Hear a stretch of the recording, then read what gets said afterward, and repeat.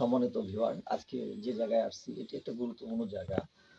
তো এই জায়গায় আপনার বিভিন্ন মানুষ বিভিন্ন প্রান্ত থেকে বিভিন্ন কারণে এসে থাকে। এখন কি কারণে এসে থাকে তার মৌলিক যে একটা ব্যাখ্যা এটা আমি তুলে ধরবো আজকের এই ভিডিও টপিকে। আহ আপনাদেরকে আমি যে বিষয়টা জানাতে চাই, আপনারা দেখেন মানুষ বিভিন্ন ধরনের রোগে আক্রান্ত হওয়া মানে যেটাকে কবিরাজি জিন করি বা বিভিন্ন হ্যাঁ পিশাচের মানে এই সমস্ত সম্পর্কিত যারা মানে প্রেতাত্মা ভূতাত্মা বা হ্যাঁ অলৌকিক যে কাজ কারবার গুলো থাকে। হ্যাঁ, একজন তান্ত্রিকের ওখানে আমরা আসছি, তার ডকুমেন্টারি আমরা আজকে তুলে ধরবো। তো আপনারা তান্ত্রিক সাথে সাথে আমরা কথা বলবো আসলে তিনি কি কি চিকিৎসা দিয়ে থাকেন এবং তিনি কি কি এই চেম্বারে তিনি সরঞ্জামগুলো ইউজ করেন এবং তার এই সাধনার যে দীর্ঘ জীবনের যে পরিক্রমা কিভাবে তিনি এই জ্ঞান অর্জন করছে, কোথা থেকে অর্জন করছে তার বিস্তারিত ডকুমেন্টারিতে আমরা তুলে ধরবো। যাই হোক, এখন কথা বলতেছি তান্ত্রিক সাহেবের সাথে। তান্ত্রিক সাহেব, আপনার নামটা যদি প্লিজ একটু বলতেন। হ্যাঁ, তোফায়েল আহমেদ লোকমান।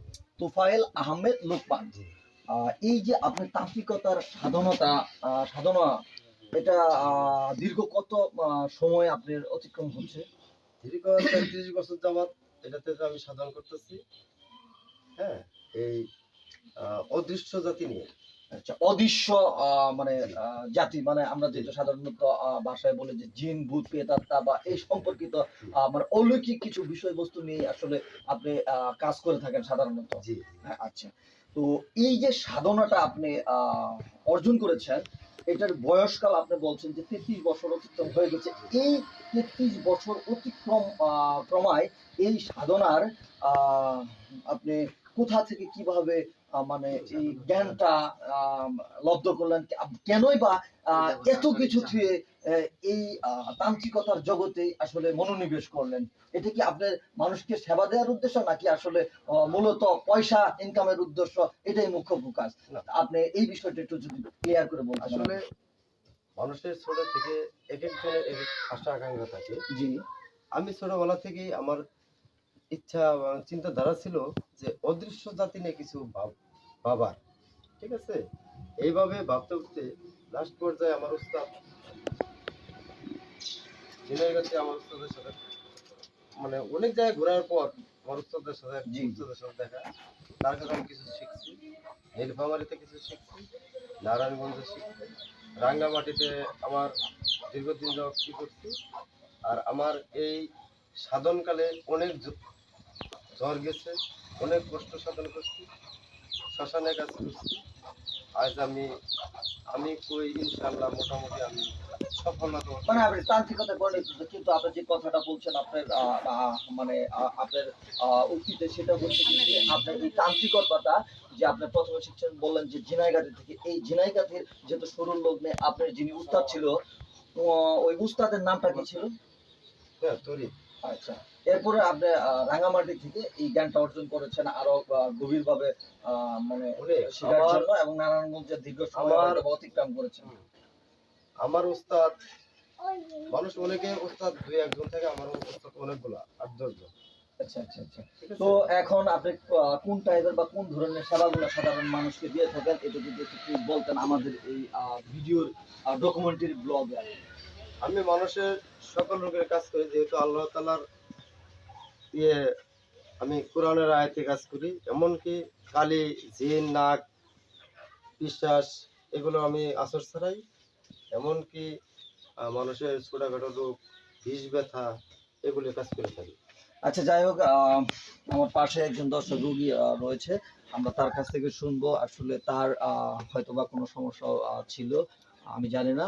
তো ওই সমস্যাটাই আসলে তার কাছে শুনবো আসলে সেটা ভালো হয়েছে কিনা বা এটা কেমন ধরনের রোগ ছিল বা তান্ত্রিক সাহেবের মানে সান্নিধ্যে এসে দেখা যাচ্ছে মানে এই রোগটা আসলে কতটুকু ফলপ্রসূ হয়েছে, তারই একটা ছোট্ট সারাংশ আমরা জানবো।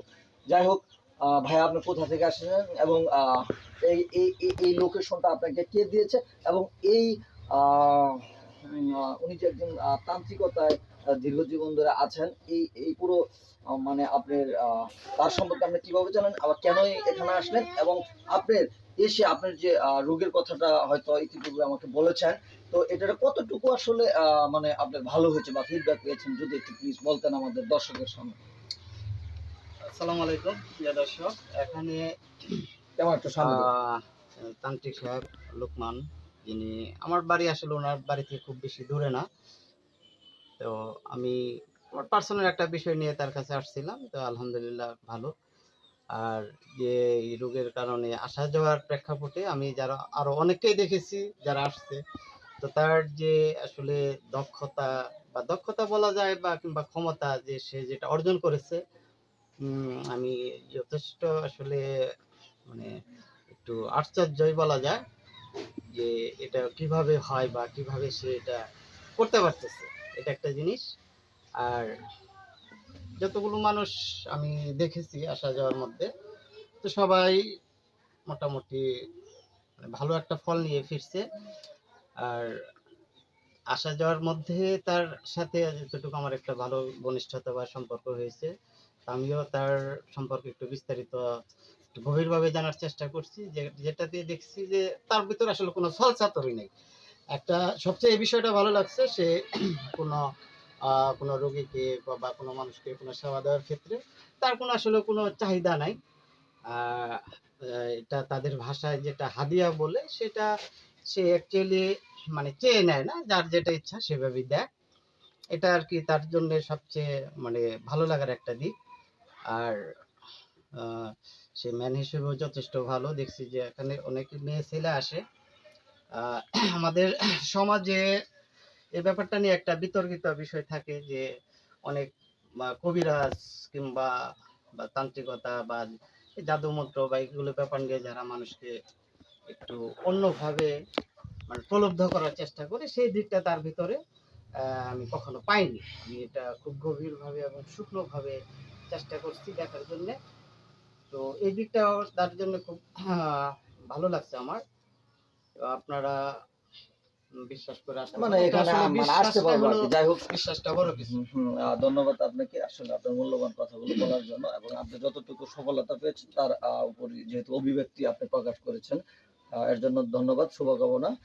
আহ এখন তান্ত্রিক সাহেবের কাছে আমি আবারও চলে যাব, কিছু বিষয় নিয়ে, কিছু ইন্টারনাল বিষয়বস্তু নিয়ে আমি কথা বলবো। আচ্ছা, যাই হোক তান্ত্রিক সাহেব, আমার যেটা মনে এখন আসলো, সেটা হচ্ছে আপনার এই যে আগরবাতি, এই যে আপনার একটা ধূপ মনে হয় এটা, না?